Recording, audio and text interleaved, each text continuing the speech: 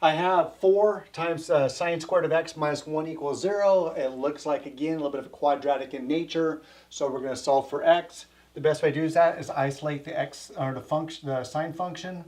So I'm going to have 4 sine squared of x equals 1. Just added 1 to both sides. Let's divide both sides by 4.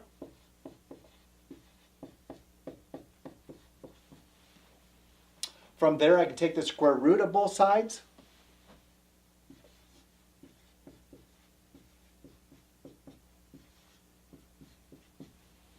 And that leaves me with the sine of x equals plus or minus the square root of 1/4.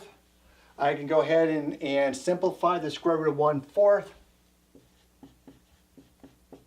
And that becomes plus or minus 1/2. Where are my sine angles, or which angles produce a value of plus or minus 1/2? And that occurs at x equals pi 6. Again, I just remember that. That's one of my 16 basic angles that that occur all over the time, or all over the place. I'm looking for all my values that occur between 0 and 2 pi. So is there any other values in quadrant 1, quadrant 2, quadrant 3, or quadrant 4 that takes into case all values from 0 to pi, or 0 to 2 pi? This one's in my first. This one is in my first quadrant.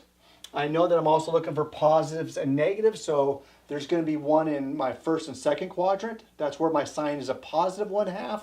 There's going to be one in the third and fourth quadrant, and that's where the sign is a negative 1/2.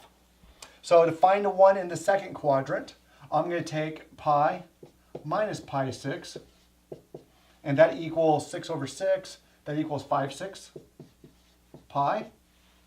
I'm going to take one in the third quadrant, so I'm going to go to pi and add the pi over 6, and that equals 7/6 pi. And now I'm going to look for the one in the fourth quadrant. And to find the one in the fourth quadrant, I'm going to start with 2 pi and subtract my acute angle. And what is that one? That's a 12 over a 6 minus 1. That's 11/6 pi. So there are all the values of x from 0 to 2 pi that produces or that solves this particular equation.